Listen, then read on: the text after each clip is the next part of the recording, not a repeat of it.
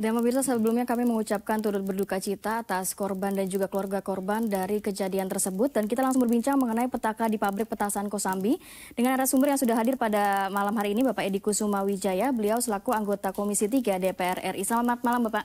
Selamat malam. Sehat ya, Bapak ya? Alhamdulillah. Assalamualaikum. Waalaikumsalam. Ini tadi siang kabarnya sudah sempat langsung ke lokasi? Benar. Boleh diceritakan sedikit bagaimana kondisi saat ini? Mungkin sebelum kita menceritakan kejadian yang di pabrik tadi, mungkin saya mengucapkan Turut berduka cita dan berlangsungkawa yang sedalam-dalamnya terhadap korban karyawan ya PT Pancabuana Cahaya Sukses ya atas 47 korban meninggal dunia dan ada 46 orang itu luka bakar yang sekarang berada di beberapa rumah sakit di sekitar Tangerang dan ada yang di Jakarta. Ya, baik. Sebelum masuk kepada Pak Edi, kita tahan dulu sejenak. Sudah ada Bapak Kombes Pol Hari Kurniawan, beliau selaku Kapolres Metro Tangerang. Halo, selamat malam, Pak. Ya, selamat malam. Ya, Pak Hari. Mbak. Selamat malam, Pak Edi. Ya, selamat malam. Pak Hari, sampai saat ini boleh diceritakan Bapak bagaimana perkembangan dari kasus ledakan yang terjadi di Kosambi, Tangerang? Iya, dilaporkan kepada pemirsa sore hari ini sekitar pukul 16.00 proses olah TKP yang dilakukan dari tim Puslapor dan Inafis Mabes Polri disampaikan kegiatannya sudah selesai. Nah, kegiatan malam hari ini juga kami akan melakukan kunjungan kembali apa yang disampaikan tadi Pak Edi, akan berkunjung ke Rumah Sakit Umum Daerah Tangerang dan Rumah Sakit Anak pun, Mbak. Jadi disampaikan kepada pemirsa apa yang disampaikan kemarin bahwa jumlah korban luka sebanyak 46, update terakhir di 3 rumah sakit. Sampai dengan malam hari ini tinggal di 2 rumah sakit saja, Mbak. Jadi hanya Rumah Sakit Umum Daerah dan Rumah Sakit Anak pun berjumlah 23 orang. 23 orang yang awalnya berjumlah 46 orang, Mbak. Oke, jadi tinggal 2 rumah sakit ya, Pak Hari ya? Iya, betul, Mbak. Ya, untuk saat ini Pak Hari, apakah memang dari penyelidikan pihak kepolisian sudah ada terlihat indikasi bahwa memang adanya pelanggaran yang dilakukan oleh perusahaan? Iya, pada kasus ini kami dari jajaran Polres Metro Tangerang Kota melakukan backup dari Polda Metro Jaya, Mbak. Karena kasus ini dianggap besar sekali, kami membantu dari Ditkrimum Polda Metro Jaya dalam rangkaian kegiatan proses penyelidikan dan penyidikan. Tugas kami di Polres Metro Tangerang Kota lebih mengedepankan dari aspek kemanusiaan, di mana dalam proses kemanusiaan itu kita melakukan kegiatan yaitu dalam proses evakuasi terhadap korban yang meninggal dunia dan korban yang luka untuk mendapatkan perawatan yang lebih cepat dan untuk menyelesaikan ke arah yang lebih baik, Mbak. Baik, Pak Hari, untuk identifikasi korban sendiri dari pihak kepolisian sejauh ini seperti apa? Kabarnya memang sudah ada posko pengumpulan data antemortem begitu ya di Rumah Sakit Kramat Jati. Iya, saya sampaikan bahwa untuk korban yang meninggal dunia sesuai kantong jenazah yang kemarin pada saat pukul 17.30 kita kumpulkan, 47 kantong jenazah terpusat di Rumah Sakit Polri Kramat Jati, dan di sana pun dibuka posko terkait masalah penanganan kasus tersebut. Di luar korban luka dan korban yang meninggal dunia, ada 10 orang yang memang sesuai dengan manifest yang dikeluarkan oleh perusahaan masih dalam pencarian. Update terbaru terkait masalah 10 orang yang ada dalam manifest itu, Mbak, tadi sudah kita sampaikan bahwa ada 7 orang yang dalam manifest itu masih dalam pencarian. Kami sudah mendapatkan informasinya, 7 orang tersebut dalam keadaan sehat walafiat, Mbak. Baik, 7 orang dalam keadaan sehat walafiat. Pak Hari, kalau untuk korban sendiri, sejauh ini untuk biaya akhirnya ditanggung oleh pihak perusahaan atau bagaimana, Pak Hari? Iya, tadi kami sudah berkoordinasi. Hari ini Sekretaris Daerah Kabupaten Tangerang juga tadi melakukan koordinasi, turun ke tempat kejadian perkara bersama kami. Mereka menyampaikan bahwa seluruh tanggung jawab kesehatan ditanggung oleh pemerintah daerah. Dan kami juga sudah koordinasi kepada pemerintah daerah terkait masalah penguburan korban yang sudah teridentifikasi di Rumah Sakit Polri, semuanya prosesnya juga akan ditanggung oleh pemerintah daerah. Itu yang disampaikan oleh Pak Sekda tadi siang. Baik. Terima kasih banyak Pak Hari untuk informasinya. Ya, Jadi untuk sama-sama, keluarga korban Mbak. yang masih ingin tahu bisa langsung datang ke rumah sakit di Tangerang begitu ya Pak ya? Iya, terkait keluarga korban kami himbau yang memang masih ingin mencari informasi. Semalam sudah kita kirimkan 22 orang keluarga korban ke Rumah Sakit Polri, dan tadi siang pun masih ada sekitar 5 orang yang kita berangkatkan ke Rumah Sakit Polri untuk mencari keluarganya. Baik, Pak Hari boleh ditambahkan sedikit bagaimana untuk perizinan dari pabriknya selama ini dari sisi penyelidikan pihak kepolisian? Ya, kami sampaikan sekali lagi kepada pemirsa bahwa dalam proses perizinan tersebut kami melakukan tambahan bahwa proses tersebut dilakukan oleh Polda Metro Jaya dan Bareskrim. Kami mengumpulkan surat-surat ataupun keterangan-keterangan yang dibutuhkan dari pemerintah daerah yang diminta oleh Direktorat Intelkam Mabes Polri maupun dari Polda Metro Jaya, Pak. Baik, jadi memang dari sisi Kapolres Metro Tangerang lebih dari sisi kemanusiaannya begitu ya? Iya. Untuk penyelidikan Iya, betul, tetap di ranah Polda Metro Jaya. Baik, terima kasih banyak Pak Hari untuk waktunya. Iya. Selamat beraktivitas kembali.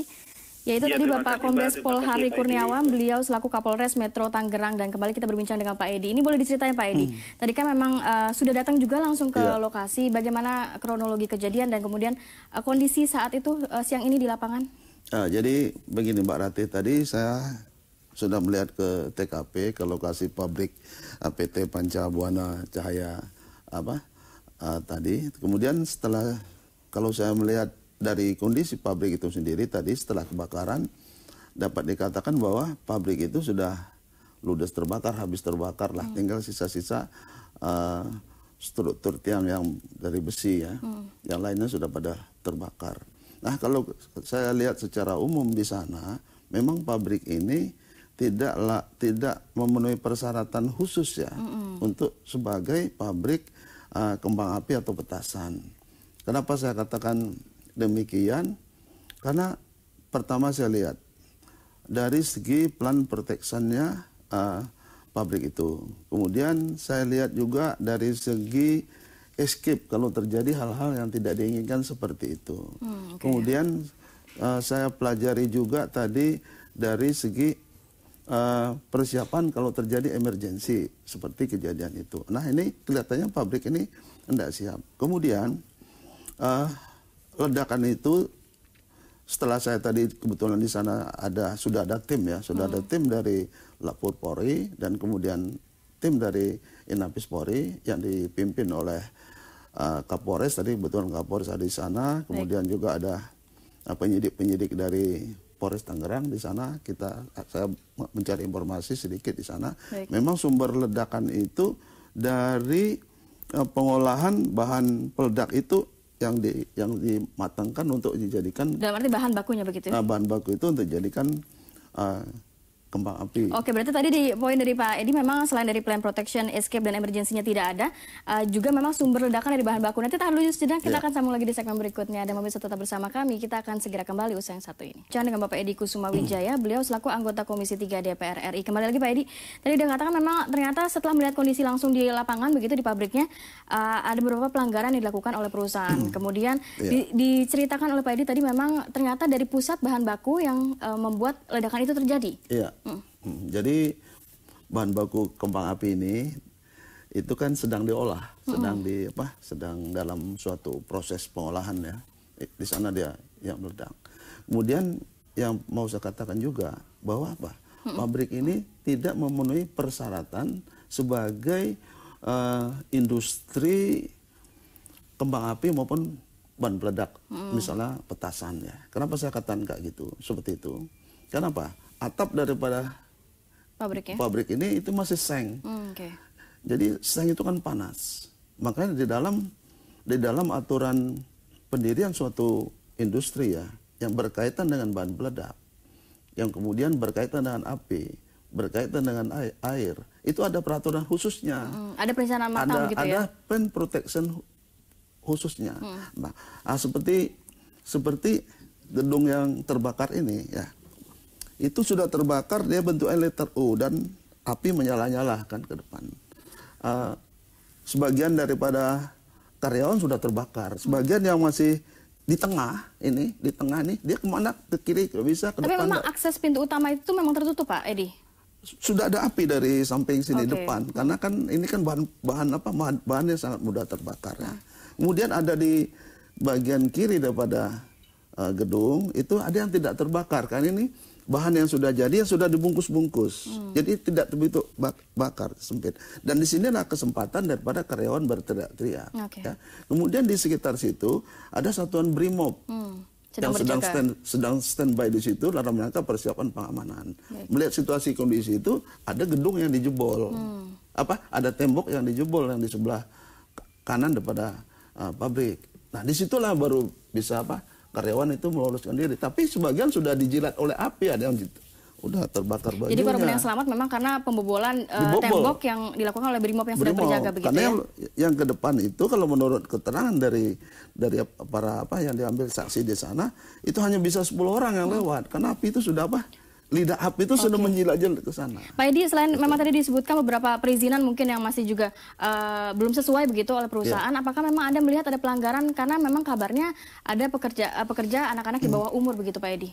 Tadi juga hasil identifikasi daripada Inapis Polri, saya juga minta informasi kepada yang bertugas di sana, itu memang ada juga pelanggaran dari segi karyawan. Karyawannya masih ada yang berumur 15 tahun, yang masih hidup pun ada, itu kan ada yang masih 15 tahun. Nah, kalau saya lihat di sini banyak sekali pelanggaran yang dilakukan oleh pemilik daripada PT Panca Buana Cahaya ini. Nah, ini sebetulnya dalam hal ini kalau sistem pengawasan dari pemerintah daerah Jawa berjalan, ini tidak boleh terjadi. Apa yang dilakukan akhirnya nanti sama Komisi 3 DPR RI? Nah, kalau pertama ini Komisi 3 tetap mempercayakan dulu penyidikan ini terhadap Polri ya. Baik.